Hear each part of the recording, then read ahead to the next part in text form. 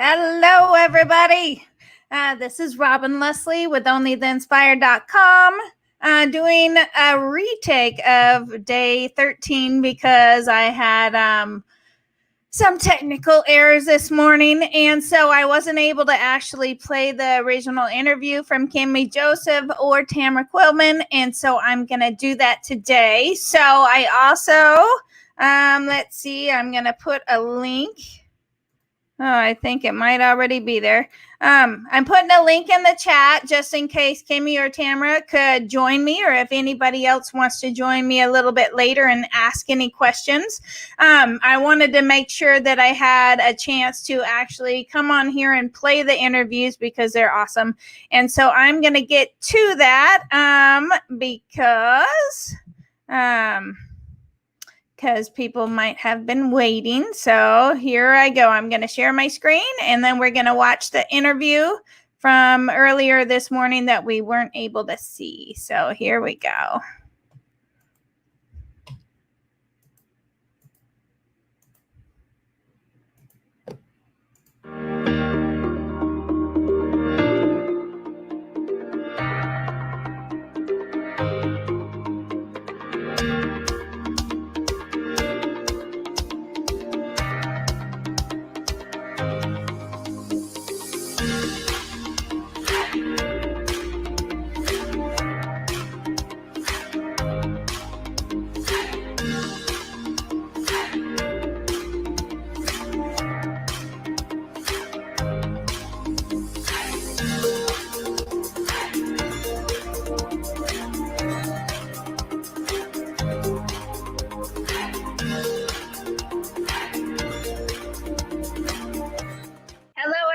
This is Robin Leslie with OnlyTheInspired.com, and I have the amazing Kemy Joseph here.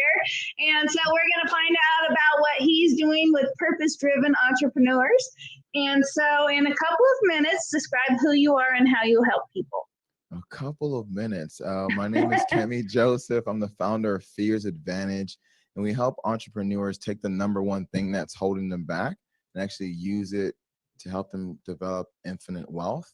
And I know you're asking, like, is the number one thing holding us back? Is that lack of clients? Nope. Not lack of leads, lack of resources. Nope. The number one thing holding us back is our response to fears. And the wild thing right now, so many people will tell you that you have to overcome your fears. You have to push through. You can overcome your obstacles, your challenges. You can overcome all those difficulties that are outside of you. Yeah. But your fears are inside of you for a reason. And there's many entrepreneurs who are just spending their time running around and wasting time and effort in here trying to overcome their fears. That fight or flight leaves us feeling either unsuccessful and stuck or successful and unfulfilled. I felt both of those. And so I wanted to figure out, how can I help entrepreneurs actually use fears to fuel extraordinary actions, relationships, and systems in their business. That's what F.E.A.R.S stands for. Fuel extraordinary action, relationships, and systems. And that's been an incredible thing to be helping entrepreneurs on this pathway, giving them a roadmap to infinite wealth. So I think that's like 2 minutes of who I am, what I do. I think there you go. I said a few minutes. You know, we're good. I like the conversation. So yeah. A lot of people, yes, and you hear that all the time, push through your fears. But then I've also heard lean into your fears. Yeah, and use it to fuel you. Yes, I love that. Yeah, because some people have acronyms of fear of like, forget everything and run. I'm like, oh, that's intense. Or they say like, face everything and rise. I'm like, oh, or false evidence appearing real. I'm like, yeah, it's like, maybe it's false, but it feels real, man. It feels real. It feels real. It's distracting as if it's real. And so I think it's this balance of understanding what is false about the fears that we have, and when we feel that sense of fear, that energy that's being let out in our body can actually be a powerful thing if we understand how to channel it properly. And that's what I've been helping folks do, is to channel it in a way that helps them to not only grow their income, but also grow their impact. Oh, I love that. And sometimes you don't know what the fear is. You realize you're stuck. And is it fear of failure, or is it fear of success? Yeah. Or both? Oh, both or a And bunch then of you other things. wonder, why would I be afraid of success? But a lot of people are. And so, and I've been there several times where it stops you in your tracks. It's like, I know exactly what I need to do. And I just flat am not doing it because I'm afraid of something.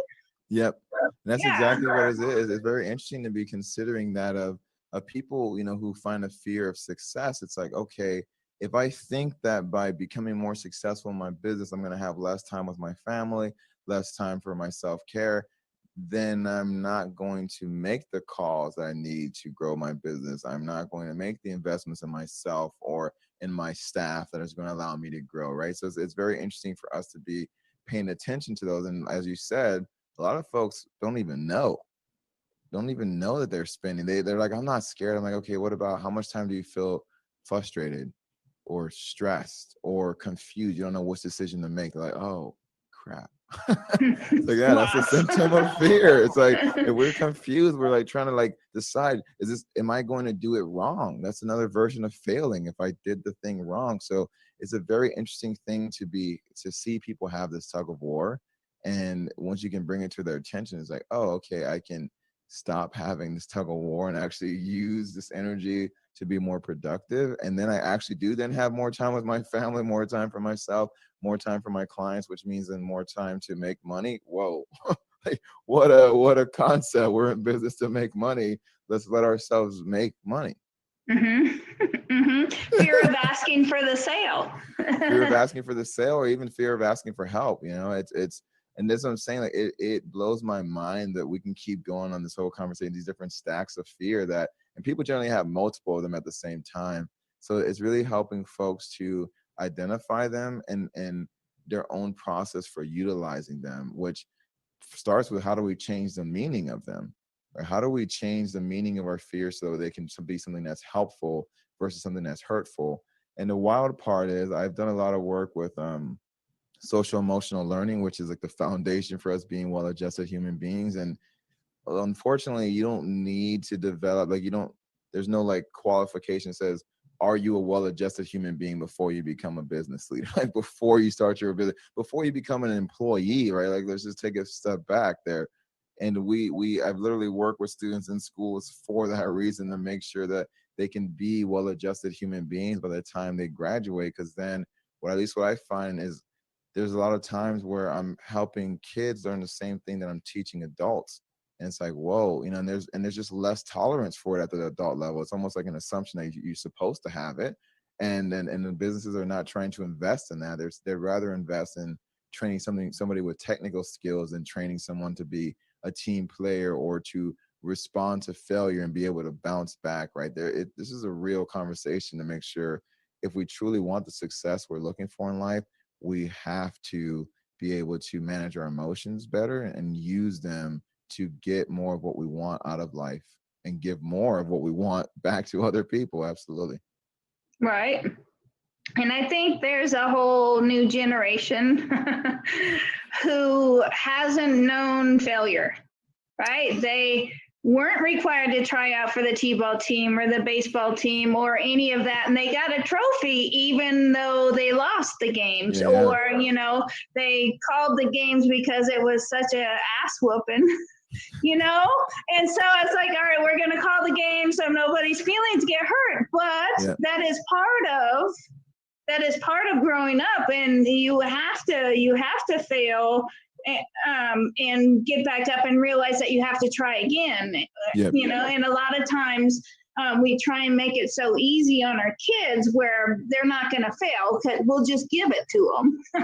Yeah, and I think it's this idea of trying to protect them. And I think, if we look at this generation that we protect, it's a response of if somebody said, I raised my son out of my own insecurities, right? Like, so we as adults experience a different world than our kids are growing up in, right? It's a world where a lot of things, a lot of the bullying and the harassment kind of went undocumented. It's like, oh, boys will be boys, kids will be kids, and people have scars, and scars will be scars in that situation, right? So it's interesting that I think we're trying to protect our young ones from that, and it makes sense. Maybe we're being overprotective. That's a whole other conversation. It's like, where's that middle ground that says we are going to fall down? And instead of trying to avoid falling down, how do we teach our kids to get back up? How do we teach our kids to deal with loss, whether it's a loss of a loved one, or some of them we're seeing, like you're describing, like a loss of a game sends them over the edge, right? Or some kids, it's like getting a bad grade sends them, like they getting a B is the same thing as getting an F for them. And we're seeing this even in working with employees and CEOs, where it's like, you get rejected and the sale doesn't go through. So we have our self-esteem attached to the sale. And it's like, okay, if I make the sale, it must be great. It must be awesome. If I don't make the sale, it must be terrible. It's like, whoa, you want to ride that roller coaster every time trying to make a sale? What if that's not the case? I don't want to ride that roller coaster. I want to feel that my worthiness is not attached to the growth or the decline of my business, that I can be worthy. And this came out of actually at the close of business before COVID happened. I think a lot of people went through this experience when COVID happened, and where you have to close a business. And when I closed my business, it felt like I had failed. It felt like the business was an extension of me. So I had failed. And it took me maybe about a year and a half to realize that a business can fail doesn't mean that I'm a failure. Like I am not the business, because I can continue on and grow and create other new businesses, especially when they say only 1 out of 10 businesses even make it. It's like, wait a minute. If I keep on thinking that I'm the business and the business fails, I failed, and I'm never going to create the 10 that become the foundation for the one that succeeds, right? And it's this conversation that says, especially when we're talking to business owners, business leaders, that we have to separate ourselves from the business. So then the business, the product, the workshops, the trainings, whatever we're creating could not be good enough, but we can tweak it and work it and make sure it gets better, because we're coming from a place of knowing that we're good enough and we're capable to address whatever needs to be improved in this situation.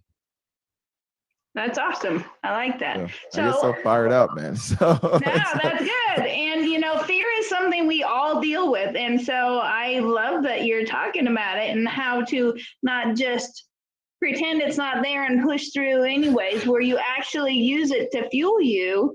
Yeah. So it's like if you're trying to pretend like it's not there, it's like pushing the gas and the brake at the same time, right? So it's like, good luck. You can maybe get to where you're going, but it's going to be a way more stressful, and it's going to be a way more difficult process. And if you just allow yourself to drive when you're driving, and if you need to take a break, hit the brakes. And one of my partners in this business, Brian, he said, why don't you just put an hour of your day on your schedule and write it in there as, here's my time to worry. If you really want to worry, just worry for a solid hour. Put it all at 4 p.m. Go for it. From 4 to 5 p.m., you worry about everything that can go wrong. After that, you move on with your life. Right? So it's like, and people are laughing. It's like, yeah, what if we just talk about fear and put it in its place and say, if you're going to spend your time worrying, at least be effective with your worrying. Otherwise, you're literally holding yourself back all day, and then you don't get anything done. And that's a sad reality of what a lot of folks are dealing with, which is why this whole framework exists. Right. Well, and I've heard that before. You could let it consume your day. Or you could say, okay, I'm only gonna give myself this little time to stress, to try and figure out what I'm doing. But after that, I'm gonna, work through it. I have to move forward, but I'm still allowing myself to feel these things, but I'm not letting them consume my whole day. I'm asking them how they can help me, and I remember I was doing a competition. So I'm a speaker. I was doing a speaking competition, and the grand prize was in more stages and more opportunity, more visibility, so then I could grow my brand, grow my message. And I remember in between the preliminary round and the semifinals, I kept having this voice that was like, "You're not gonna win. You're not gonna win. You're not gonna win." And I was trying to push it down, right? I literally teach this, and I'm like still getting like, I'm trying to ignore it just for the time. And shut up. Keeps Fling the little bit off your shoulder. But I realized and then it occurred to me that these fears is trying to protect me, right? Trying to protect me from not being disappointed or not making a fool of myself or whatever else is trying to protect me. And so I just stopped for a moment and asked, how can you protect me in a different way? And you should, like, my body just like literally relaxed. I was like, oh, wow. Right. So then I focused my energy on, oh, I need to prepare more. Like, let me keep rehearsing. Let me go for a walk. Let me cool down my room. Like let me set up the ideal conditions. So when I was fighting it, I was trying to ignore it. I wasn't really hearing what it was trying to say, which was, hey, like, what if we don't win? You know, how do we take care of ourselves if we don't win? And I didn't win that competition. So the fear is technically right. I was not going to win. But by having that conversation with myself, I was able to go into the next round much more myself. And then when I heard the news, I was able to take it immediately and put it into action, into what has now become a solid relationship with the people who are running that competition, as well as everybody else who was involved in it. So, but I know if I hadn't had that conversation with myself, I would have just been even more defeated right after the news and just not been able to capitalize on the opportunity that was still in front of me. That's a great perspective. And how can you help me in a different way? That's an amazing question. Yeah, I'm not, turning away your help, but let's do it in a different way. One that's not going to defeat me before I get defeated. I mean, this is what I'm saying. It's like that sense of relief is huge. I mean, it's priceless. If we look at ROI, right? We're talking to business people, like, oh, should I go to your training, whatever. It's like, let's just talk about ROI, right? If you spend, I don't know, the average person is probably like 5 or 6 hours a day stressing. And let's just say 3 of those are during your workday. How much is your work hour worth, right? How much is your professional hour worth? And if we're putting that in perspective, saying you're spending 3 hours a day stressing, worrying, frustrated, anxious, whatever version of fear you're experiencing, and that's 3 hours a day, so that would be 15 hours a week. I'm not going to go to the month and calculate all this stuff, but just imagine if you reclaim that. Imagine if you just, even if it was just on it, if you went from 3 hours of stressing, worrying, frustrated, anxiety, confusion, down to even just 1 hour a day, or 30 minutes, or 0 hours. Like, how much would that be worth to you? That becomes priceless to me, because then I'm able to turn those 3 hours into money making hours during my business hours. And if I'm stressing when I'm not at work, I get to turn those 2-3 hours into time with my loved ones, time to relax, time to actually enjoy all the things I've been working for. I might as well be able to enjoy them. So that's when we start talking about this concept of infinite wealth, that's what we're talking about. It goes beyond the money we're making. It goes beyond financial freedom to make sure our lives feel wealthy, that we have the time and the talents to give to those we care about, and to leave behind the legacy that will allow those to flourish behind us. Yes, you're absolutely right. So how did you get started in this business? What event or series of events helped you to create the F.E.A.R.S advantage? Man, that's a big question. So let's see if I can. Well, I think some of the ones I've been outlining, losing a business, losing competition. It's interesting for me that if we go back to the beginning, right? I was a kind of kid who I was not emotionally balanced when I was a kid. I mean, in fact, I was the kind of kid who got expelled out of my 4th grade class for throwing chairs. I mean, I'm serious, like throwing chairs across the room and just constantly acting out, getting suspended. So back then I was labeled emotionally handicapped. And just recently somebody said, Kemy, sounds like you're an empath. I was like, man, empath sounds way better than emotionally handicapped. Like, empath sounds like I have some kind of skill set. Empath sounds like I can do something, versus emotionally handicapped sounds like I should be locked away, as I was. And it's interesting to then be to think of that journey from being that kind of kid to going to being a well-adjusted adult, when I realized that I'd been told so much to oppress and suppress my fears and to suppress my emotions. That's what anger management was like, just, hey, ignore it, like keep it down, versus use it. Once I saw that using it was way more effective and long-term sustaining, it was like, oh, I need to tell everybody this, because yeah, they could expect it from me, who's somebody who was dealing with emotions from an early age, but like, we all have emotions. And I was getting in trouble for it, but there's some people who they're quietly brewing and dealing with difficulty. And then there's things like suicide that happen. There's things where people make, like we were talking about before, make a huge mistake because they blow up on somebody else, or they do something that ends up traumatizing their life or stopping their whole business, or just being terrible business owners, right? Like I could see it, and it's all coming back to how we're dealing with our emotions. And that those are the experiences that help me say, okay, there's something here, and I want to be able to help people. And that dabbling around fears and looking at how people are using it, and going to workshops like Tony Robbins. I love Tony, and just thinking about how do we switch our attention, how do we switch our focus, how do we switch our physiology. It all came back to emotions and what we can do with that. So that's all the genesis of fears and of the fears advantage. And the last piece I'll say about this is, everything around fears, besides forget everything and run, that's the only actionable statement that comes out of fears, right? They say forget everything and run, or they say face everything and rise. Like, those are getting closer to action versus saying something like false evidence appearing real. That doesn't help me. Like, trying to do that, false evidence appearing real, like that doesn't help me get rid of it. I'm not going to run away from the things that I want so much in life.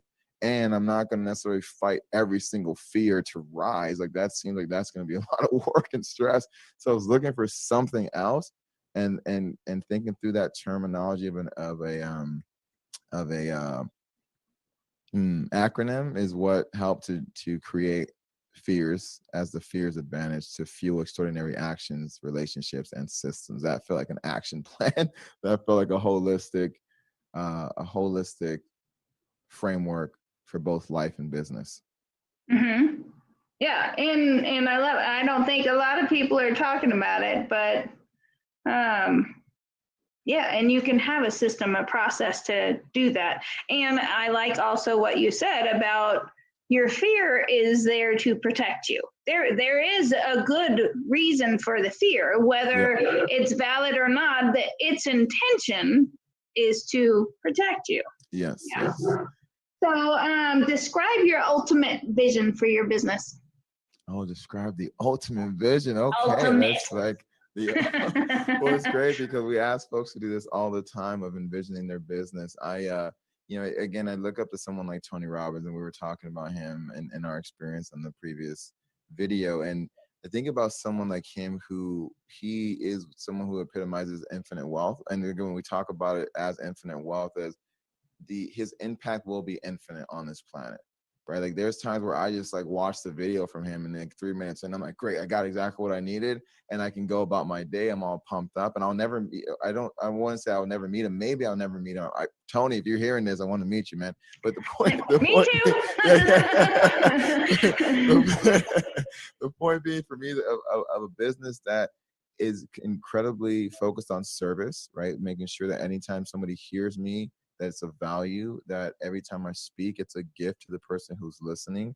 That's the seeds of it. And then being able to make the impact where people can truly feel transformed. So our workshops, our presentations, our classes, our courses online, all those things help people to transform their lives. And then when I'm thinking about the biggest vision of all this, it's saying that when I eventually pass away, that yes, my life is finite, but that the business that I built also helps to continue to fund the lives for the employees that continue on with it, and helps to I have 9 siblings and about 15 nieces and nephews right now. It's not even my own kids, right? It's like, I just think about being able to take care of them for a lifetime, like totally flip the script on my family trajectory. And we all came from Haiti. That's where my parents are from. So it's this idea of really of shifting the whole trajectory of my family. Like, those are the things that brighten up my spirit, and being able to donate to all the causes that I want, because I have more money than I could ever handle or ever use in my lifetime. And that's where, so when you ask about this grand vision, it would say, as I help other entrepreneurs create infinite wealth, that I create it for myself at the highest level that I can before I'm gone, and leave that machine kind of running, so that way it continues to fuel itself for everyone who comes after me. Well, and it's not only the legacy for your family, it's the legacy for each one of those entrepreneurs. So it could be generation after generation because of you. And yes, I love that. It's you're giving well beyond you, and Yeah. that's beautiful. It's been So awesome to help people create their courses and create their businesses, create like step up as speakers, because that's when I really feel it, is when I see one of them on stage or on a live stream and I'm like, wait, they're there because we helped them get there. It's just like, yeah, like, they're reaching a group that I couldn't reach, or that wouldn't even hear me. And it's like so awesome to just know so many have done that for me, that I can now do that for others. So I feel like I'm a part of, like, I'm part of the human race. I'm just passing the baton and letting other people run their races as well. So yeah, this lights me up. I've been on so many calls today that this is just like, just talking about this is brightening my spirit. So you're seeing me smile more and more. So thank you yay, for asking the big questions, for sure. nice. And talking about, fear of speaking, that's the second biggest fear next to death. Well, I think depending on who you talk to is number one. I think it's because, at least in death, we don't have to deal with the criticism or anything that people will say about us. When we're putting ourselves out there and we're speaking, it's a vulnerable space. And this is what I'm saying. Like, most of us will only um, push through or try to overcome our fears when there's something important on the other side. And this is the reason I've been working with purpose-driven entrepreneurs, is people who have a purpose that's bigger than their lives. Like, these are social entrepreneurs who want to do something beyond make money, because they're willing to look at their fears as friends on their journey and say, I kind of stop wasting time trying to fight up here and truly allow that to be like a jetpack. We use the jetpack metaphor. Like, what if you took it off of your chest, right? Sometimes when we have fear, people say they have panic attacks because they can't breathe. It's like something's on their chest. Let's take that and put it on our back and say, yeah, now I have the jetpack. I can go for it, and I can go forward. I can go faster than I ever thought when I stopped trying to put the brakes and the gas on at the same time. I love that metaphor. That's awesome. So, what beliefs do you have that set you apart from your competition? And I'm much more of a collaboration than a competition. And I don't hear a lot of people talking about fear. So, but Yeah. what do you think sets you apart? What do I think sets me apart? Well, as my beliefs here. Well, I think the belief, for one, that we can't overcome fear, we're supposed to use it instead. Like, that right there. Most people, when they talk about fear, they talk about powering through it.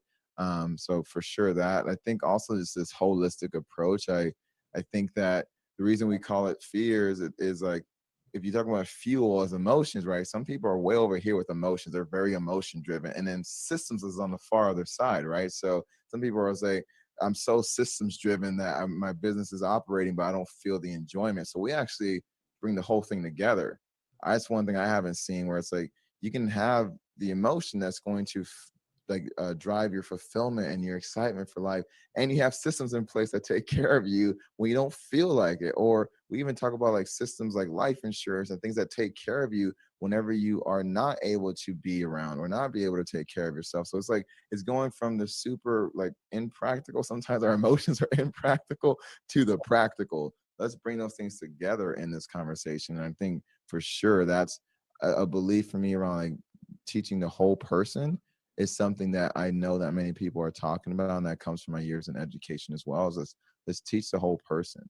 Let's teach the whole entrepreneur, so that way they are a well-adjusted human being that contributes to the wellness and the expansion of both themselves and their employees and the communities they get to impact. Oh, that's awesome. That's awesome. Yeah, if you're emotional driven and you say, I'm just in a crappy mood, I'm going to put off all the stuff that I've planned on doing. I've done that so many times because I don't have the systems. I Oh love yeah, trust me. that. And it's people. It's funny because, like, when they're on one scale or the other, depending where I meet them, it's like I can tell who's kind of more systems driven, and then I can tell people who are more emotion driven. I'm like, let's show you how to balance out, because it's and it requires us to still be building, to feel extraordinary, to take actions that are extraordinary, and build the relationships as well. So either person or either category, if we look at just those two categories, we all need to feel extraordinary. We all need to take action and to build relationships. And so this is a fundamental a fundamental philosophy. So if you ask me what other things that set me apart in belief systems, is saying I have whole confidence in what I'm doing in terms of being able to work with anyone. And I've worked with people who make more money than me, people who make way less. And it's like the situation is still the same. If we're losing all of our energy in the battle of our fears, and then that's terrorizing our relationships, that's disabling our actions, then we're not going to go anywhere regardless of what plateau we're at. So let's kind of lift that. Let's again take the brakes off and allow you to truly grow in the way you envision yourself growing. Oh, that's just amazing. Yay. So what was the hardest thing to overcome when starting your business? Fears. Fears. Funny how that happens, huh? Well, I think, yeah, I mean, that's it myself. I mean, it's especially expectations, right? Tony talks a lot about this, but this is like a big promo for Tony Robbins. So, we talks about expectations.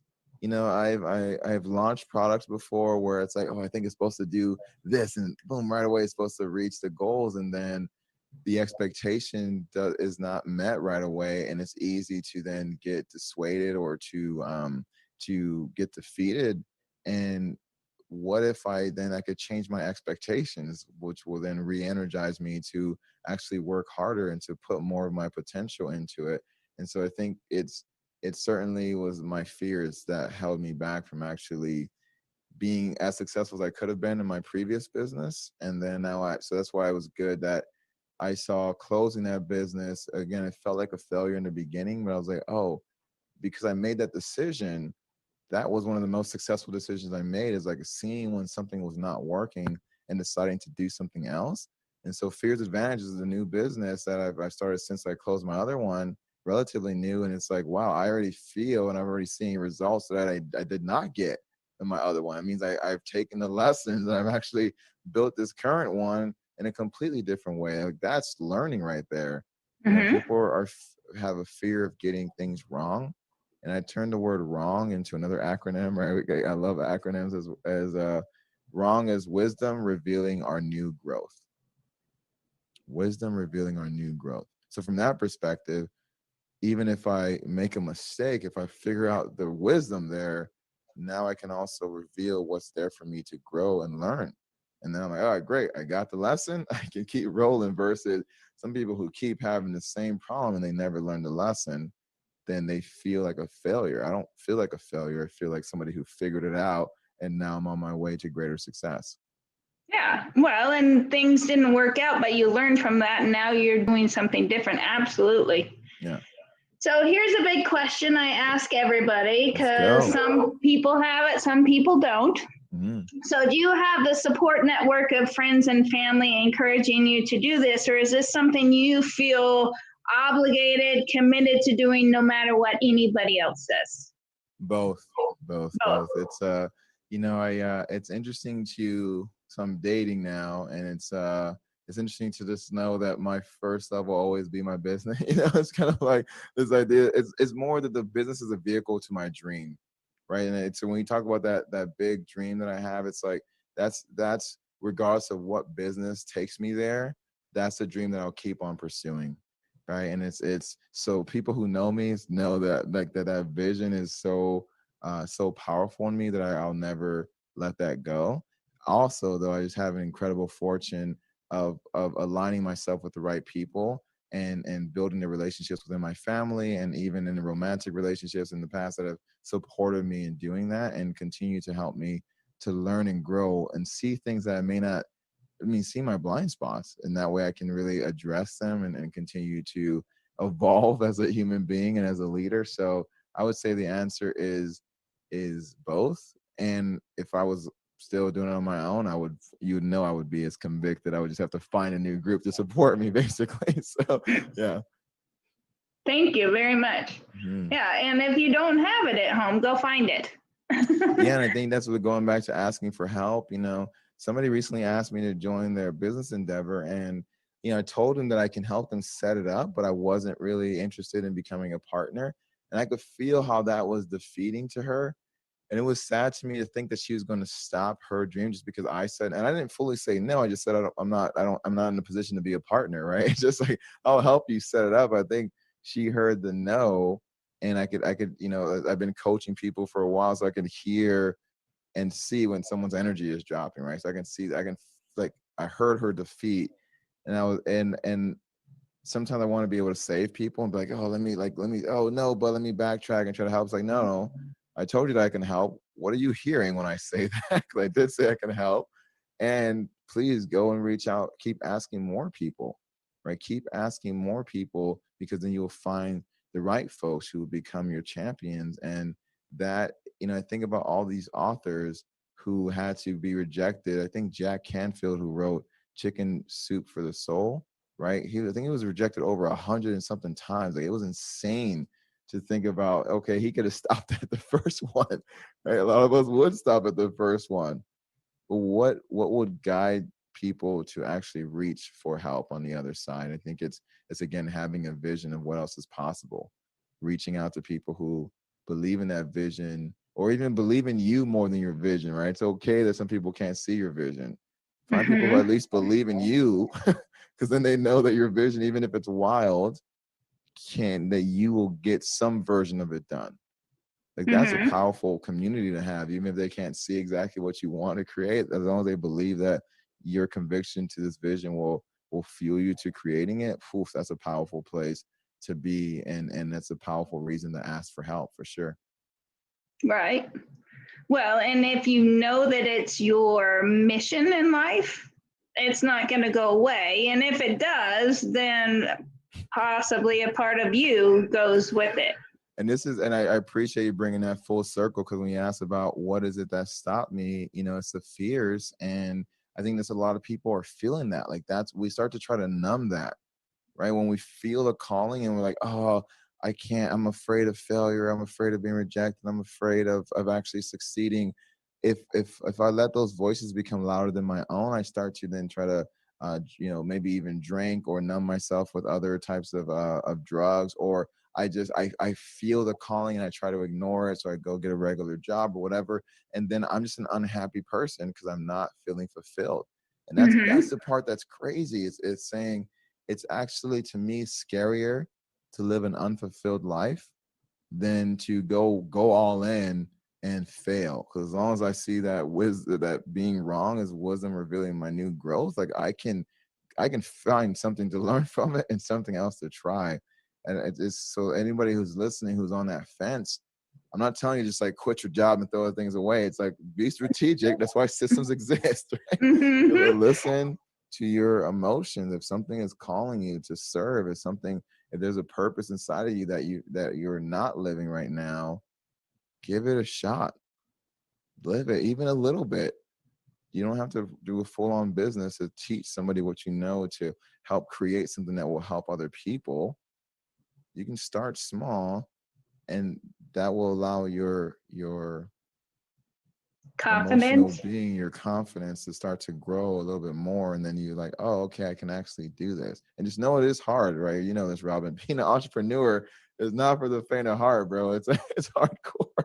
So this is exactly why we talk about fears, to make sure people don't follow the game too early, because it's half the journey of being an entrepreneur, just sticking around long enough for people to find out what you all have to offer. So you better be able to be in this game for the long haul. And I just love to know that more people are tapping into their passions and living an inspired life because of you and your work. And I love you tell your story of having gone through all these different trainings and being told what to do and being told you have to do it this way. Like, no, I can do it my own way. I can do it in a way that will help other people. That takes courage. That takes the ability to say, okay, this may not work out the way I think it's going to work out, but I'm going to go for it anyways. That's beautiful. And I thank you for that, because then you are also being an example of what you're asking folks to do, which is reach out for speakers, for folks for help, reach out to your community, grow something together with others while growing yourself. So just thank you for being an amazing example. And you were also saying before that your fears would stop you, and you have started to figure out ways to get through that and to actually use them to your advantage. So thank you for being an example of that as well.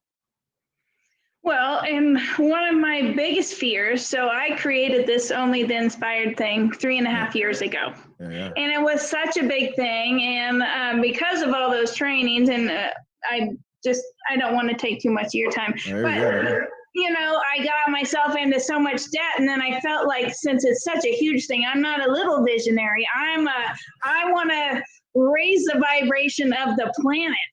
And it's so big, and then my life took me in a few different directions, and I got together with my fiance and moved a couple times, and I unplugged. I really needed to unplug for a couple years. I was just pushing myself so hard. But my biggest fear is, if I don't ever do this, that my mission, my purpose in life is going to go away, and I will forever be unsatisfied. Because I know that it's so big, and it's a very big vision, and it's not just me, and I don't want to personally help raise the vibration, but with connecting with other coaches together, we absolutely can. But the fear that's pushing me now, I can't wait till all my ducks line up in a row. I have to push forward, because if I never took the steps to do it, I would just be forever sad. I really would. I would be so disappointed in myself forever. And this is what I'm saying, is like that I have that same fear. I mean, that fear of being disappointed, that fear of not being fulfilled, the fear of not doing what I know I'm capable of. That fear drives me, right? That's people say, Kemy, you work so hard. It's like, yeah, because I have a huge dream, man. Like, it's like, I know I'm not going to complete it all right now, but the fear of not giving it my all is something that inspires me. Like, again, that I don't know if you ever heard this, but they're saying, physiologically speaking, our body doesn't know the difference between being excited and being anxious. Like, it is the same chemical response. Like, mentally, we have a different perspective on it, but it's like the chemical response is the same. So it's like, wait a minute, the same thing that's anxiety or excitedness is the same in my body. Okay, well, if that's the case, then what if I can change it in my mind? Instead of being anxious or scared of something, what am I actually excited about? Usually I get nervous about something if it's really important to me. So I'm like, okay, what if the fear of not achieving my dream is so big, that means that is really important to me. So what if I turn that into excitement to actually live my dream, to be doing it, to be creating something that is so powerful. And recently I was talking to someone about deadlines, and I don't know about you, but like, I've been having so many deadlines lately that I literally arrived to them dead. I'm like, oh, I'm already done. I'm toasted. It's like, what if we switch our language around this? So one of the things I teach all the time is flip the script. So I'm calling them deadlines, but what if I turn them into lifelines? Because going back to systems, I put a time on something, so I start to work towards it progressively, and I get there. But if I'm so stressed about it, if I want to change my perception of it, I'm like, oh, maybe I need to change other things around in my schedule, so that way I can actually meet this deadline, versus allowing these other random things to be a part of that are blocking me from seeing it. So the deadlines become something that is helping me. Then I figure out, who can I ask for help, because this deadline is coming. Like, I actually want to make it possible to reach this goal. And then I start to take the actions that go towards it. So it's like, whoa, these things that we use all the time, these deadlines, are creating so much more stress. So I want to help people see them as a lifeline. So they get there, they hit a milestone, and like, yeah, we made it. Let's go to the next one, versus, oh my God, we made it. Dang it, there's a next one. I'm so tired. I'm so tired. So, it is possible, if we just start to switch how we talk about these things and what they mean to us. It changes our energy in our body, and also changes our actions. It changes our relationships. It changes the systems we put in place. And I'm glad that we're talking about all these different examples, so people, even as they're listening to this can be a gift to them, to just take away these small pieces and start to implement it in their lives. Mm-hmm. So I did hear about the anxiety or the fear versus excitement. And it was somebody, it's like every time before I go on stage, I get this feeling in my body and I throw up and I'm so scared to death to go on stage. And then they end up talking to some other speaker who's just amazing on stage. It's like, how do you prepare? It's like, well, I feel all this in my body and I throw up. But he's coming from it from the excitement, it's the same exact physical response as the fear, as the excitement. And so that just little shift in perception is what helped that person. I can't remember where I heard that, but yes. Yeah, but I think that makes sense, right? I mean, people ask me if I get nervous. I'm like, absolutely. Absolutely. I mean, that nervousness again reminds me that whatever I'm about to do is important to me. So I want to stay sharp and focused, right? Like my body's like on alert, like I'm in my zone. And I just I just want people to have a better relationship with their emotions, and that way they can actually have a better relationship with their life. That's awesome. So what is your favorite thing about your business? And I know you have another appointment coming up here, so I have just a couple. This is my favorite part right here, is connecting with folks and sharing ideas. Like I just love seeing people get a win, like love seeing people get an epiphany, whether it's for me or anybody else or on my team, like just to see that happen. And then they're like, whoa, and sometimes I forget things, right, that I know so well. I'm teaching it, and I just see someone like have like their mind explode. I'm like, yeah. That's my favorite thing is helping folks to learn something that will help them thrive. So truly it's helping people thrive. And I know sometimes I don't get to see the full experience of them thriving, but helping them get those seeds or even water the seeds that they already have, man, that really lightens my spirit. Yay. So what inspires you? What are you passionate about? And it doesn't have to be business-wise. What excites me? What am I passionate about? I mean, this is the reason I was saying before about, the business can be a different vehicle to the dream, is like, I think in this part of my life, even with COVID, and I'm home more than I was before and all that, is I get a chance to bring more of myself to my work. Right, I'm a performer. I'm a thinker, as you can tell. I am an engager. I'm a connector. I just feel like because I get to do my own thing and people are enjoying it, that it gives me more permission to be me. And I think that's what gets me the most inspired. I just get permission to be my silly self, but also my serious and thoughtful and like money making self. I get to be all of it, and that gets me the most excited these days for sure. It's very freeing, isn't it? Yeah. Unapologetic. This is me. Quirks. This is me. Absolutely. Quirks and all. Yeah. Beautiful. So who inspires you? I think we've probably talked about at least one of them. At least who? You talking about, Mr. Robbins? Remember, give us the call. I think it's in general, if I were to look at the who's as the people, right? Because there's so many I could list. I mean, for example, you, like I told you, like you're creating this, it's people who do something about what they want to dream, like dreamers and doers, like the people who are practical dreamers. They're the most inspiring to me because they have visions that are big. Sometimes I don't even fully understand the person's vision, but they every day are taking action. Those people fire me out. Those are the people I love to work with the most, because they have this journey that they are wanting to see to the end, and they will take pivots and go whatever it is, but they're committed. Like those are the types of people who inspire me anyways.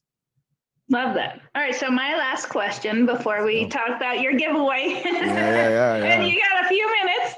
Yeah. So if you could leave one tip or a golden nugget for the people listening, and it was the only thing that you could tell them and your only chance to do it.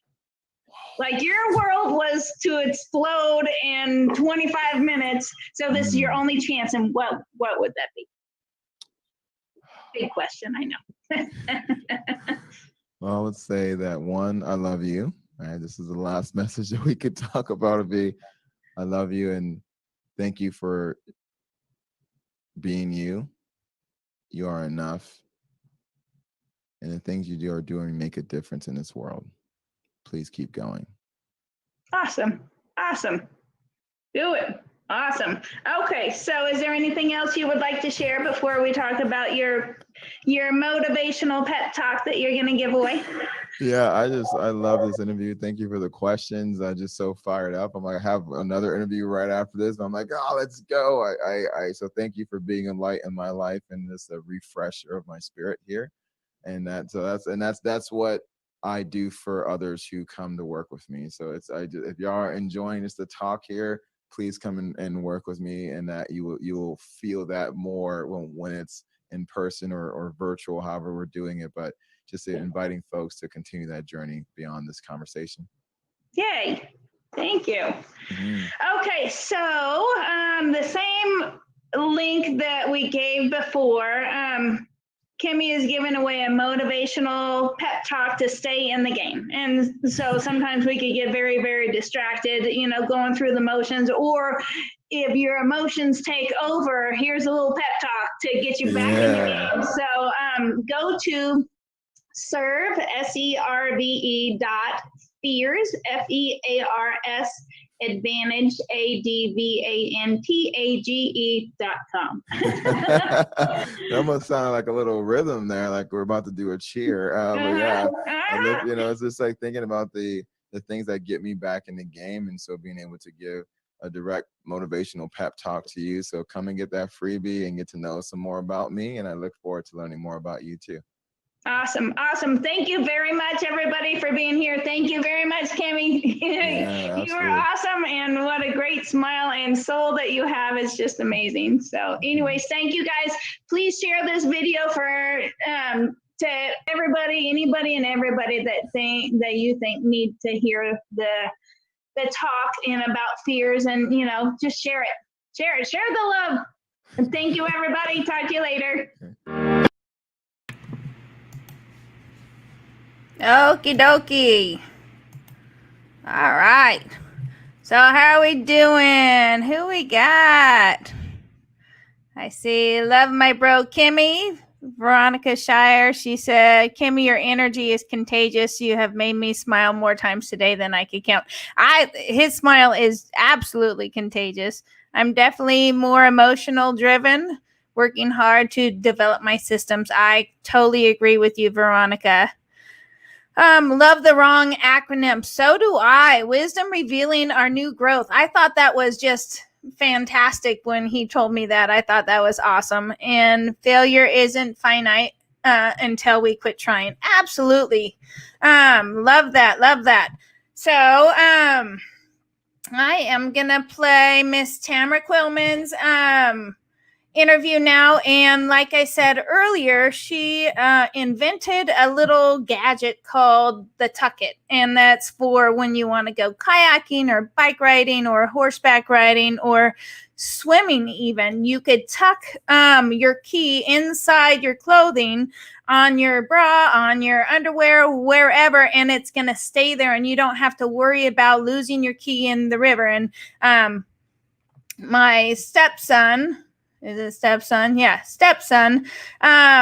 He just went floating down the river and lost his keys in the river. And $250 to get a new key made. And awful thing to happen, but it happens to everybody. Hi, somebody said hi, Robin. Now there is a little StreamYard link at the top of this post where you could give permission so I know who's commenting. And it works for most people. Sometimes it doesn't work, but all right. So I am going to play Miss Tamara's interview, and then just a reminder, the giveaways that they're going to have, like Kemy's giveaway, his motivational pep talk. I'll put that link in the giveaways tab, and you'll see a guy going like this, a little GIF or meme, whatever you want to call it. And so all of the giveaways from all of the coaches are in that announcement. So I will have that there, and then all of the coaches are in the group. So if you want to hit them up, you could send them a message. You could connect with them right then and there and say, hey, I absolutely loved your talk, and it doesn't matter if you're a week late or whatever. So you could do that. So I am going to play Miss Tamarah's interview, and then I will be back. All right, here we go.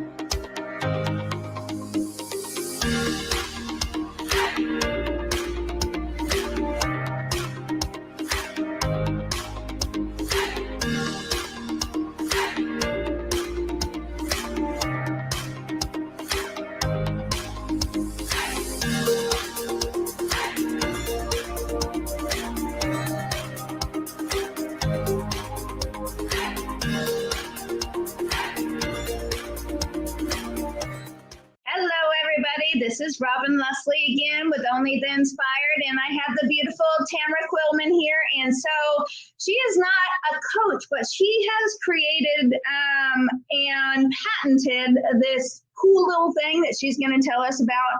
And so we'll hear a little bit about her journey and how her little product can help you. And so I'm excited to have Tamarah here. So in a couple of minutes, tell us who you are and what you have come up with and how it helps people. Okay, I'm Tamarah Quillmann, and I live in Albuquerque, New Mexico. And I found myself locked out of my car twice and my house once in the course of about 2 weeks. And after climbing over my cinder block wall in my giraffe print dress and my high heels, and wiping off the scuffs on my knees, and just pushing my hair back, being very grateful that I didn't rip my dress, which was amazing, or break a heel, I was then confronted with the small doggy door that I had yet to crawl through without ripping my dress. And that was the day that I decided this is never going to happen again. I never want to be locked out of my house or my car ever again. I have to figure something out. So I did, and I've never been locked out since without being able to get right back in, immediate entry. So I came up with, and I'll just show you this way. It's the Tuk-It. I patented this last year. I got it fully patented. And this is what it looks like. And I don't know if my camera will pick up the logo. Can you see the logo? The logo. I can't see the logo. And it says Tuk-It on there, but it's really hard to see. It's on the metal part. You can see that there's writing there, but you can't really see it, but that's okay. Yeah. Anyway, it says Tuk-It, and this is the part that clips on. So it's kind of like a clip-on wallet, so to speak. And it has my spare keys in it. And what I want to show you all is the front is soft. This is the part that touches your body. The clip does not touch your body. It faces the outside. So if you want to put this, I want to show you that it stands up to the jiggle factor without any buttons, zippers, or snaps. Nothing falls out. And I'm jiggling this really hard. And then the clip stays on like crazy. So it's going to stay on as long as you want it to. And you just slip your finger underneath the clip like that, and then you put it right back on. And men like to wear it. Let me fix this here. Got my shirt stuck. There we go. And I know this is embarrassing for everybody, but we're good. So men like to wear it on their waist with the clip showing out. And women tend to like to wear it on their bra strap or on their sports bra if they're working out at the gym or something like that. They put it up here, or they put it on their waist as well. I've even had some people put it on the top of their boot at times when they're wearing those in the wintertime, or the top of their socks. And even one lady wears it on her garter when she goes out, because some of her dresses come out all the way up here, but she's got a dress on and she doesn't have like a waistband, so she puts a garter on and wears it out on the town like that. Very cool. So I want you to kind of go into all of the different ways that this can help people. And I have to tell you a funny story about when I first started driving. I used to I used to have a hanger wrapped around my front license plate because I locked my keys in my car so many times. And it was a 74 Mustang too. So I could take off the hanger and pop the, put it up under the window and pop the lock. And I can't do that with my car now, but I did it so many times. Yeah, just like you, was like, all right, I got to fix this problem. So let's get into like the several, and I could see several different ways of where people could use it. Like there's a marina around here and it's a 2-mile walk around, and you don't want to do a walk around a beautiful marina or a lake or whatever with your purse and your cell phone and all this kind of stuff. So maybe give us some of the ideas of how people could use this. Okay, well, I have some customers that like to use it when they go hiking, like you said. They don't want to carry everything. I have customers that take it biking, dirt biking, running, to the beach. I have people that say, yeah, it's really, really nice when they go on their run. They don't want to bring it. They want somewhere to put their key. And they don't want to have to worry about it falling out of their shoe or cutting their foot, or they also don't want it to be jiggling around in their pocket because it can fall out of there or eat a hole through their pocket. Mm-hmm. Also, I've heard from ladies that we often don't have any pockets on our pantsuit or whatever we're wearing, and it comes in super handy for that. And then people love it for concerts and going out on the town, because then people aren't going to bump into you and try to steal your stuff out of your back pocket, for instance. Mm-hmm. So it works for keeping you from getting pickpocketed when you're at the bar, when we used to be able to go to bars and cram right up against each other, and that day is going to come again. So and then also I have a larger size for passports, so that when you're traveling overseas, you don't have to worry about the gypsies ripping you off from your back pocket or just from the side, because they're really good at that. And so this will be concealable, so they don't know it's even there. And it's really nice because it's, other than having, what I've been told from my customers is that it's nicer than having like something wrapped around your whole waist, and then your waist looks bigger than it already did. Like what they've told me is, then the pictures that they've had with the things that they used to use that wrapped around their waist, number one, they said they make them really hot and more sweaty. And then number two, she said, one of my customers in particular, she said that it just made me look fatter than I already am, and that made her so sad when she looked at the pictures after traveling. And then when she went to Sicily last year with my product, she said it was so awesome. Even tight fit skirts, you can't even see it. And Yay. she just loved it. Yay. And that's awesome.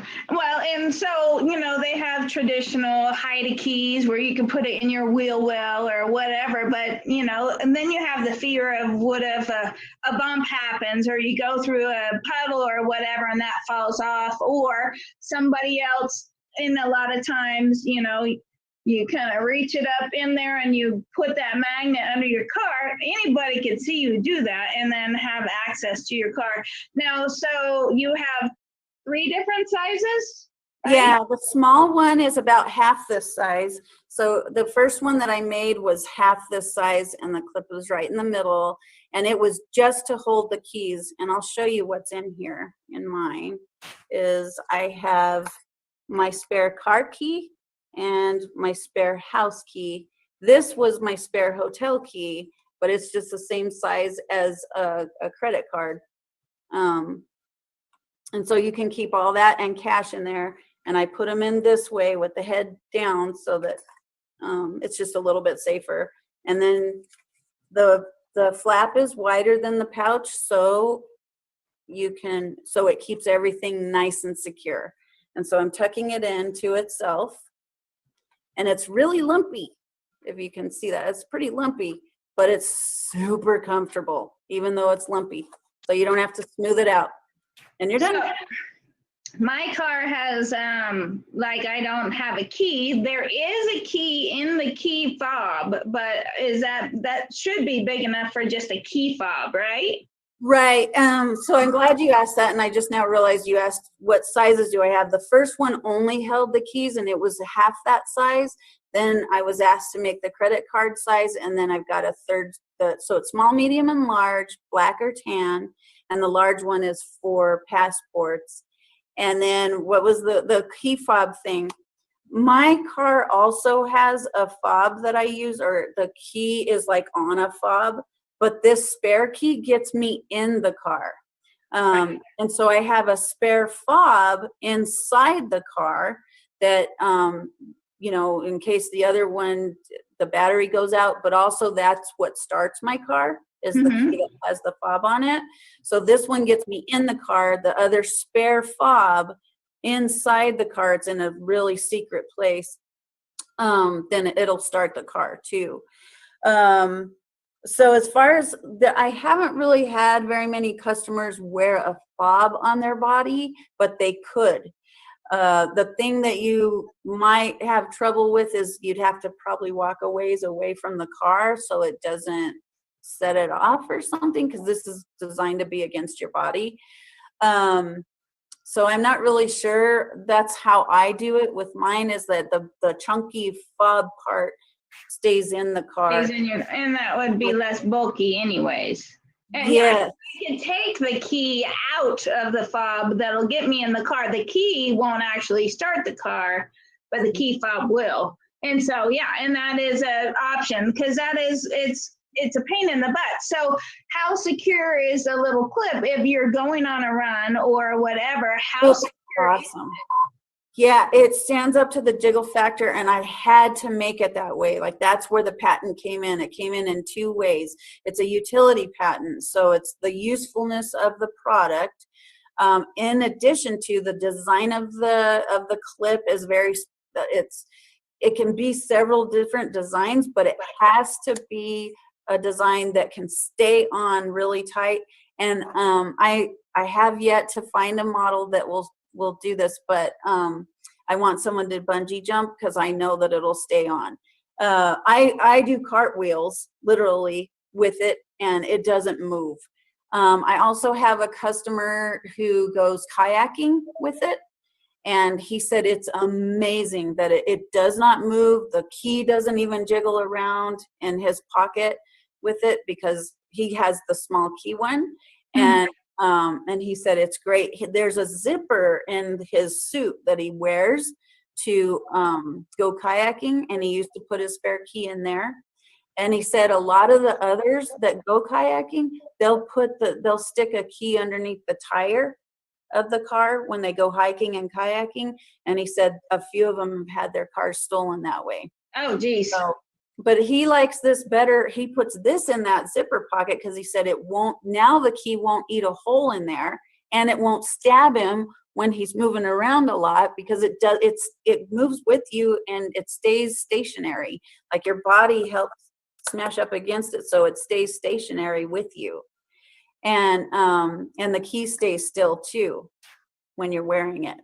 And if they do jiggle around at all, because like if I do a cartwheel, I'm going to hear them clink a little bit, but they stay in there. They stay stationary. And so it is amazing how it stands up to the jiggle factor. In addition to being pushed up against your body, then that keeps it really, really stationary. Good. Well, in kayaking, for example, it would suck to lose your key in the water. Sometimes or get stabbed every time you're moving around. Oh, absolutely, and be raw or whatever. Yes. So losing your key kayaking would be yes. I don't think I can find it. And I've had customers too say that on the beach they had their spare key in their pocket, and the next thing they know, they didn't have it. And in the sand and stuff. It fell out in the sand, and they spent hours upon hours just combing through and trying to backtrack. And I can save you so many hours. Like, this product can save people hours of precious time. And then there's also times when people are locked out, when it could be a life-threatening situation. It can be either a bad part of town or really bad weather is going on. There's, super bad weather, like when we had that really bad cold freeze up in the north last year in North America, and every second that you were outside counted, because we were experiencing like -20 below zero Fahrenheit weather, and every breath you took could freeze your lungs. So there can be really, really bad situations. Well, and one of your ads, so when we first got connected, you showed me some pictures, and I think one of the most impactful emotional pictures that you could see is the mom on the outside of the car with the toddler on the inside of the car strapped into their car seat, where we know the toddlers can't, once they get a little bit older, they can unclick and stuff. But if it's, all right, you're in New Mexico, it gets hot in New Mexico. And if it's 110 degrees outside, it's 130 degrees on the inside. If you don't have your key, your child or your dog or whatever can die in that car if you don't get in there. So you could always, no matter what, have that key thing in there. And then if you did lock your keys in the car, you have your little pouch where, okay, now I can get in, I can save my kid. So yeah, you could freeze to death, or you could also have, somebody who can't help themselves die in a car while you're waiting for the key guy to show up and get into your car. Or it could be, so there could be lots of different scenarios where this could absolutely save you. Right. I can't tell you how many times I've heard stories about ladies, mothers in particular. They've got the kids strapped in the car, and they go to the gas station and they open the door, they get out, and they don't lock their car purposely, because it's like, okay, I'm just getting gas. And all of a sudden they hear the click, and the car locked on behind them on its own. And they were like, oh my gosh. And so now they're in that situation that you just described. Now what do I do? I have to either wait for a locksmith or find a rock and break the window and hope that none of the sprayed out glass hits my kid in the eye or my dog in the eye. And I hope I don't break anything trying to break the window. Now you've got a broken window that you have to fix. And broken window, or $150 for the locksmith to come. Right. Yeah. And if this happened in the middle of, a bad blizzard or something, and you're driving down the road with no window for however long it's going to take till that gets repaired. I mean, there are a lot of bad situations, but a lot of them have to wait until the locksmith comes and just keep hoping and praying that everybody inside that car is going to be okay. And how many of us really, it's never a convenient time to be locked out of your car, ever. No. But, how many of us really want to be waiting around for an hour? We want immediate, give me those French fries and hamburger now. So give me back into my car right now. And if it was in a situation where your car's out in the sun and your child's out in the car, you will not have an hour. No. An hour is too long, way too long for a child or an animal to be stuck in the car in the heat. Yes. And so I love what you're doing. I think that's awesome. So describe your ultimate vision for your business. Oh, wow. Okay. So there are several different things that I have as an ultimate vision, and two things that I need to mention about my product is I want it only USA made. And the main reason why is because it just doesn't make sense to me that Americans aren't efficient anymore, and that we need to depend on, I'm not going to send a ship all the way overseas and back and then get back a bunch of product that maybe isn't made right. And I just can't buy into the, I can send something way overseas and back for so much less money than what it could be made for here in America. Like, I don't want to do that. I don't want to send that ship over there and wait till it comes back. So it's got to be USA made. And that's my reasoning why, is just because I just think that it's important that we start, having manufacturing here in this country, and we're more self-sufficient. I understand it's going to cost me a lot more, but that's okay. Because the way I look at it, Robin, is Chick-fil-A is closed down every Sunday. They lose billions upon billions of dollars by making that decision. And people could pose that argument to me, well, you're going to lose billions of dollars if you don't have it manufactured in China or wherever else. And my argument back is, I don't care. It's worth it. It's worth it to me. I want it made USA. So, yeah. And then the number two, I don't want any plastics whatsoever being used in my packaging or my shipping, so that we can start moving away from fossil fuels and petroleum-based things and things that are killing the ocean, which is responsible for over 50% of the oxygen that we breathe. So I think that's a really big, important thing that we've got to start changing as soon as possible. So those are the two things. My ultimate goal for the Tuk-It is that I want to help keep 1,000,009 plus people and 9 1,000,009 plus people safe with their valuables safe on their side at all times. Because when you get dressed in the morning, put your Tuk-It on and you're good to go. You set it and forget it, you're good to go. Just when you get dressed, put your Tuk-It on, and you don't have to worry about being locked out. And then so my ultimate goal is to rid the earth of all harmful plastics for good.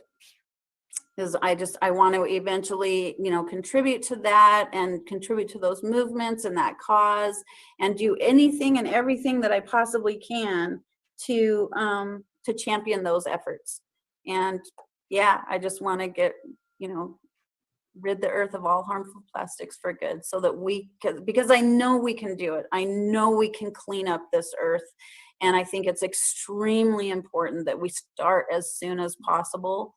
And so I have other things that I do to help people figure out what are 5 ways that I can start living a plastic-free life, and what are things we can do to start asking companies to switch from toothpaste that has minute little plastic stuff inside of it that we're spitting down the drain all the time.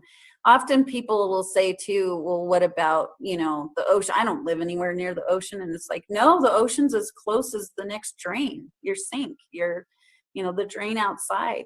So it's really an important thing. And I want to spread awareness and help people figure out how all of us on an individual basis can start changing that, and changing what gets handed to us when we're buying something from McDonald's or the store, what it's wrapped in, what is it packaged in, and how can we move to something biodegradable, or something that when we're done with it, when we throw it in the trash, we don't have to worry if it's in a recycle or the trash can. It gets picked out and gets reused on its own. You don't have to put it in the right bucket. Just put it all in the same bucket. We'll figure it out. We'll sift it out. Got you. Great vision. I love that. And yes, all of us, just little teeny things like that is going to help. And, there's certain states like California, and I know Nevada's getting into it, where they're only using paper straws or metal straws versus plastic straws. And, some people, and I've heard people say it, I've probably said it here and there, some people don't want straws in their drinks. And it's like, well, we're in a desert, we're nowhere near the ocean. But like you said, yes, things flow and things do end up in the ocean. And you see those things where the turtles, their head got stuck in a six-pack ring, and it deforms them and stuff like that because they can't get it off. And so everybody doing a little part to help is wonderful. The other thing too, Robin, I think that's great that you brought that up. And the other thing too is that even if it never did go to the ocean, which it's all these things do end up there, but even if it just goes in the landfill, it's toxic waste. It can't nourish anything that comes in contact with it. In fact, it's killing birds because they think it's, something that they can eat, and they're feeding their young with it. And it turns out that, it's killing everything in its wake. And then all that's left are the dead bones.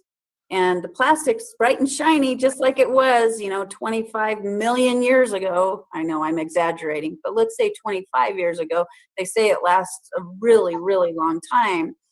And anyway, and it's looking great. The top of a bottle is nice and shiny, but all these dead bones are around it. And then the next bird that comes along, or worm, or whatever it is that can fit it into its mouth and stomach tract, just gets stuck again. And I would love to see all of those things turn into something that if it hits stomach acid, it dissolves, it's digestible, and it's not going to just stay stuck where the whatever gets it in there can't throw it up, and they can't pass it through, and they just have to die. So. Yeah, no, because that's very sad. And if it does go to the landfill, it's not biodegradable. Right, it's just toxic waste. It's garbage. Yes, it's just garbage. So what was the hardest thing to overcome when starting your business? Well, I'm still, I think getting the patent done was one of the biggest hurdles. And if I go before that, then, before you even get to the point where you can start making the drawings for the patent and all that, you have to figure out what's going to work. And so when I first started, I had what I was calling the tie-on. So I had like a pouch that had 2 strings on it, and I was going to have a slogan like, here's how you can tie one on without any alcohol whatsoever. And it would only be for women, and they could tie it on the front of their bra. Well, that didn't work so well. When I got sick one day, I was walking the dog, and when I came back, it wasn't there, because I probably didn't make it nice and tight before I left walking the dog. I remember I was really not feeling well, but I needed to walk him. So when I got back, it wasn't anywhere. And I thought, well, what happened? So we went and retraced all of our steps, and I never did find it. Somebody found this really cute velvet pouch that they decided they were going to take that home with them, because we went all over. I retraced every one of my steps, even as sick as I was. And then the second thing that happened was I was using something with bobby pins, and just, I was sewing things. I found out which material would not work. The keys eat their way through it, and eventually it gets a hole. And so I had to find upholstery type material, something strong enough that's going to be really durable. And the clip, of course, is made out of stainless steel, so it's really durable. It's not plastic. Just finally getting to that stage. And with the bobby pins, by the way, it slipped off one day. And one day I got home and I thought, what happened to my Tuk-It? And it's like, oh, those bobby pins are coated with this really slick, probably plastic stuff, and they're too slippery and they're going to fall off. And so I had to find a way. And so I finally did. And so that's one of the toughest things is just trying to figure out how to bend metal on your own in your own garage, and trying to figure out all these different things, and talking to the people in USA that manufacture things with metal. Can you please make me some prototypes? Those were a lot of the big first obstacles. And I did the patent while I was working full time and going to school on Tuesdays and Thursday nights. And so that it was just every day during my breaks, in the morning and the afternoon, and then part of my lunch, I would make a phone call to one manufacturer, or I'd follow up on my emails, or I would, work on my drawings for the patent. And just, I had to do I had to do that diligently until it finally came true that I got my patent. So You've got to be very proud of yourself, because that was a lot of work and a lot of figuring out and a lot of, testing and tweaking, and then to actually file for and get the patent. I think that's awesome. And that's something a lot of people haven't done. So you should be very proud of yourself. thank you. So do you have, and I ask everybody this question, do you have the support network of friends and family encouraging you to do this, or is this something that you know that you have to do and it doesn't matter what anybody else says?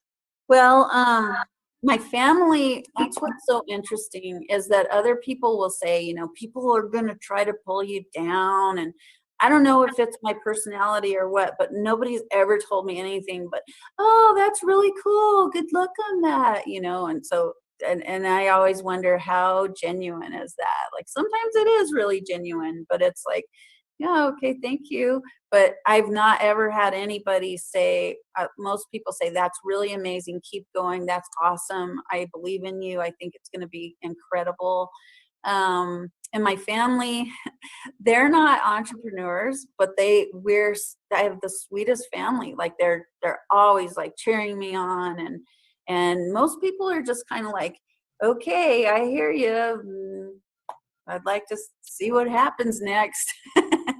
Like they're just kind of sideline sitters is kind of how I imagine it. I remember telling myself, I don't want you to be on the sidelines in life anymore. You've got to get in the game. Like, do not watch everybody else on TV and be like, oh, what a great story. Look at them.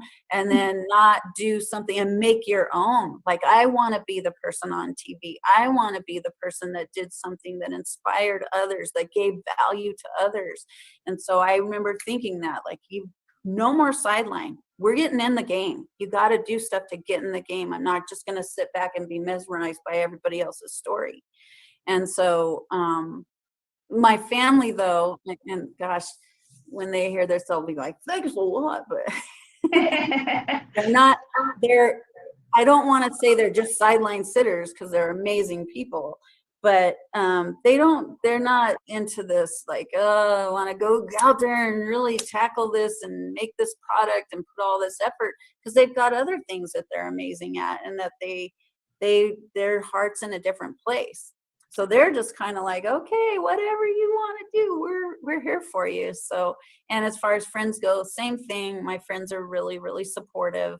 But I have to learn how to delegate things, and I've got to get to that point where I can start building my core team.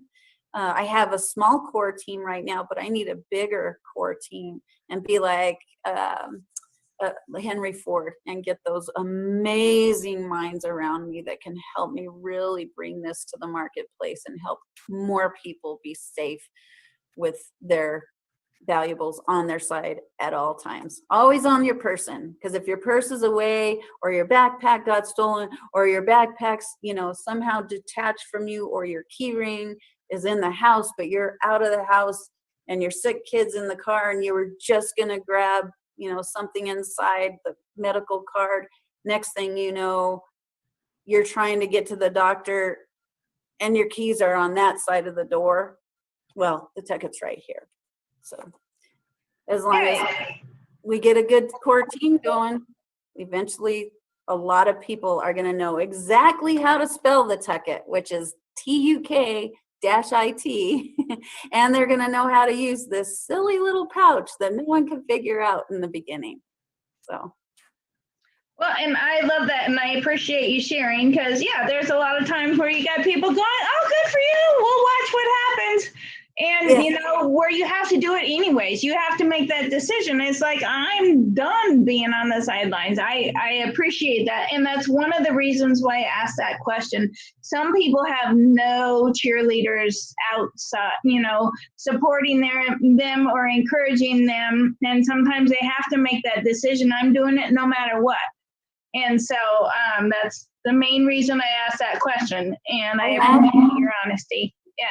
Yeah, thanks. I have had a lot of people say, don't quit your day job. until this thing gets way off the ground. And I quit last July because I found myself in that rock and a hard place where I can't get this thing off the ground if this is dominating all of my energy and my time. So I sprung a little quicker, and I had a little plan with my savings and my home equity and stuff like that gave me some runway. And now I'm getting ready to launch, as much as I possibly can. I'm learning, but I definitely need to get those core people around me. Something you said just a little bit ago, though, about like having the people cheer you on. I've not had anybody say, that's stupid, you can't do that. But I have had people say, don't quit your day job until it gets started. And I've ignored them because I'm kind of like, I'm going to just compare myself to Elon Musk.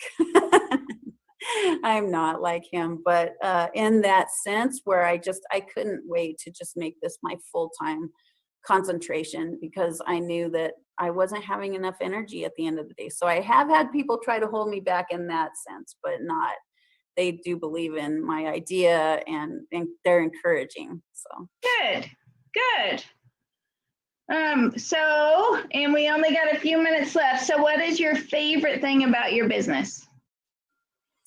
My favorite thing about my business is that I'm the one that is in control. In other words, I'm not going to be stuck behind a desk where there were so many different things I was dealing with as a data analyst. And what we would be told is, oh, this week you can't bring any food to your desk or drink. So if you need to eat or drink, you've got to go to the break room. But by the way, the other rules we have are you can't leave your desk for, a certain period of time or whatever. Or all of a sudden they would say, oh, by the way, we're going to switch this group with this group and everybody's going to be terminated in this particular area. And the next thing you know, you can't get your computer. If you're having technical difficulties, you had to call India. You couldn't understand the person and they would be trying to help you from there. And you'd have to be on hold for over 30 minutes because of this weird decision that they made, when before you could get your technical problems fixed right away. The next thing you know, you're getting in trouble because you can't run your reports because your computer's messed up. So the thing I love the most is I'm in charge. I can make the decisions for the company, and I've got nobody to blame but myself. And I like that. And yeah, a lot of times we have our own ideas and sometimes they're not heard, or you're completely at the whim of somebody else's dumb decision. But because they're your boss, you have to stick with it. And I totally get you on that. Let's see. So if you can leave one tip or one golden nugget for the people listening, and it was the only thing that you could say and your only chance to say it, what would that be? I think it would be this saying that I thought up, this quote that I thought up in 1994. And it was, to master thought control is to master the key to life. I think that's what it would be. To master thought control is to master the key to life. And a lot of times we don't think we're in control of our thoughts, but we absolutely are. And sometimes we might argue with our thoughts. And you're going to get better and better at mastering, what does that mean? But the biggest thing is just believe in yourself. You're an incredible machine, an incredible, God-made machine that is going to get better and better and better at everything you want to get better at. And just believe in yourself, because you will. You really will get better. Just keep trying. Even, I don't care if you failed 50 times already today, because I deal with it too. Oh, look at you. You didn't do what you said you were going to do again by 10 o'clock or whatever it is. And I just keep saying, nope, just keep trying. Just keep swimming. Just keep swimming. Just keep swimming. Exactly. And yeah, keep moving forward. Get off the sideline and get into the arena. Absolutely. Just keep trying and believe in yourself. So for anybody who wants to check out the products, and there's 3 different sizes, go to Tuk-It.com. So that's TUK-IT.com. And you can check out Tamarah's creation, and that, and we've talked about so many of the different ways where that can help people, with your kids, with your animals, with jogging, with exercising, kayaking, just anything and everything. It could be such a simple thing. First thing in the morning, you have it, and then you could relax. And if you did lock your keys in your car, no problem. I have that. I got it. Or going out on the town, going to a concert. I think that's a perfect example, because you don't want, if you're wall to wall with people, when we get to be in that place again, you don't want to have to worry about your purse or something big and bulky, and you could just have that and you could jump around and it's not going anywhere. You're always going to have it with you, and your ID and your money and your credit cards. I love that. So thank you again, Miss Tamarah, for being here, and I'm excited for you to get this thing finally launched, and good for you. Good for you. Thank you so much, Robin. I appreciate your time. This is great. No problem. No problem. And thank you, everybody. We will see you soon. And make sure you share this video with everybody. So many people could use this product, if not everybody. So make sure you share, and we will see you next time.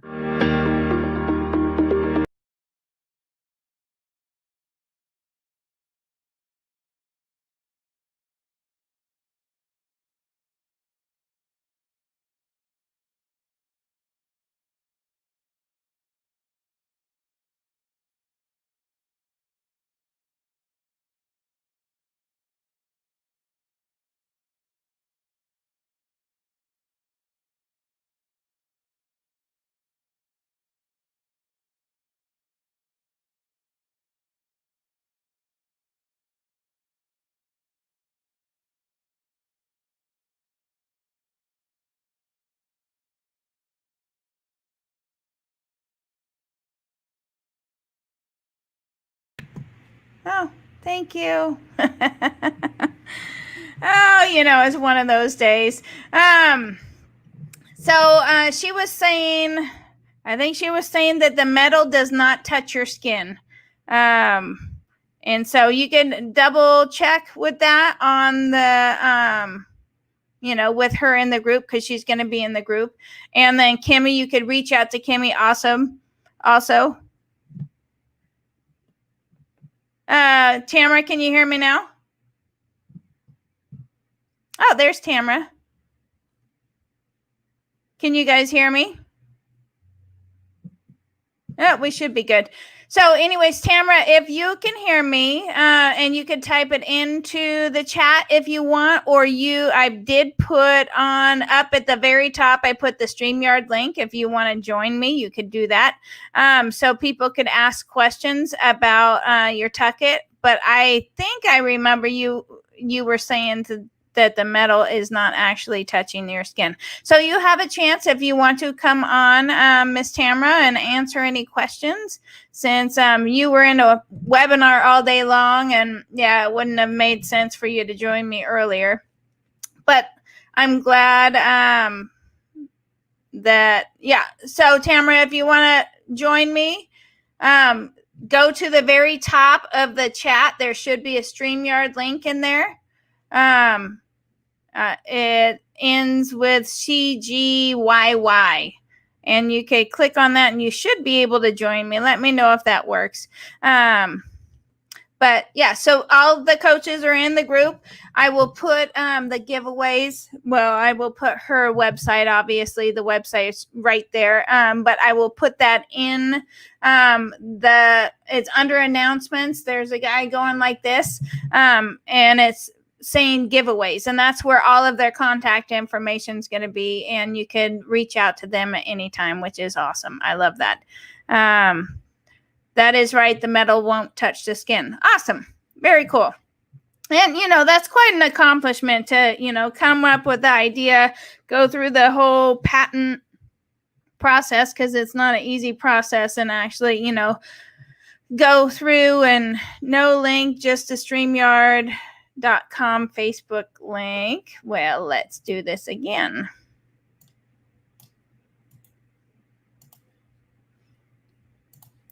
All right, so look here in the chat.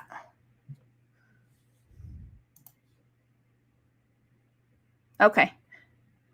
And see if that works. And anybody can come up and actually say hi if you want. We can have up to 10 people on here. So, yeah, sorry about the issues this morning. It happens. And you just pivot. You just deal with the problems. Yeah, so we got the double interview with Kemy today. So we had the live one, little glitchy on my side. His was awesome. And then we heard it went to the link. It's not working. All right. So now I know that doesn't work. Maybe that's why nobody's joined me from the links when we do that. That's unfortunate. Bummer. Okay. So Tamara is in the group. So you could reach out to her. So I just wanted to say thank you, everybody. So tomorrow we have 2 amazing coaches. They're all amazing. I don't know if you guys know that, but they're all amazing. So we have the beautiful Lynn LaSalle. And she looks at basically reading between the lines. And so sometimes we live the life that other people expect us to. And that's where we get lost. Yeah, Tamara, I see your comments. Oh, you're not in the chat. Okay. Okay. Yeah, I'm not sure why it's not working. It should work, but that's okay. Anyways, yeah, so so that's what Lynn helps you with, is if you're living a life that other people expect. She is a health and wellness coach, but she helps you find what you want to do and not what other people want you to do. And then I have the beautiful Ellie Sheffy. She is an attorney in California, and she has, since COVID started, she started 3 businesses, and she's written a book. And so I am super excited about those interviews tomorrow. So they're going to start at 11 in the morning Pacific Daylight Standard Time. And then so I have one at 11 and one at 12. And so make sure you tune in for that. And I'm just very excited about everything that's going on. And day 14 is going to go a little bit more smoothly than day 13. But anyways, thank you so much, everybody, for being here. I appreciate you. We have a few days left for the $47 membership for onlytheinspired.com. And it's a pre-launch price, right? So the site's going to launch on September 1st, but you could get in for way less now. It's $80 off of the regular price. Once we get up and going, it's going to be $127 a month. So you might want to jump in on that, because it's half of one session with one coach, and you're getting access to a ton of coaching here, ton of coaching and courses and challenges and all sorts of stuff. And so I want to highly encourage you guys to do that. And so we will see you guys tomorrow. Thank you very much for being here, and I'll see you tomorrow morning. Okay, bye. Is it only classes or live lessons? So there are courses. There's recorded courses that the coaches will work with you.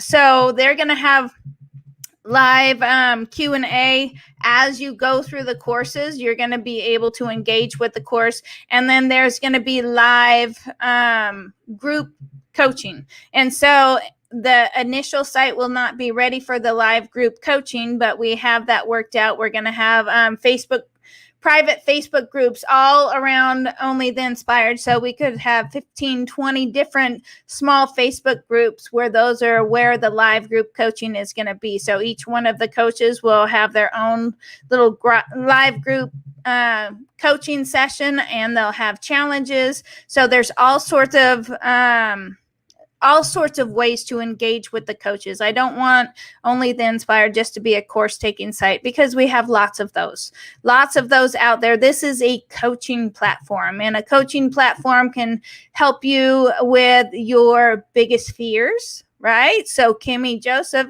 he helps people work with their fears and get in touch with their fears and work through that. Will what be extra or included? Everything is included.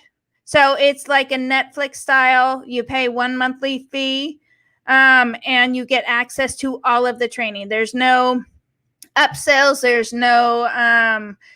There's no pitching on the site. So the $47 right now will get you access to all of the live coaching and the courses, and also the community. So the community, we all, that's one of the reasons why I asked that question, right? It's because a lot of times we don't get the support from friends or family, not because they don't love us, but because maybe they don't understand where we're coming from.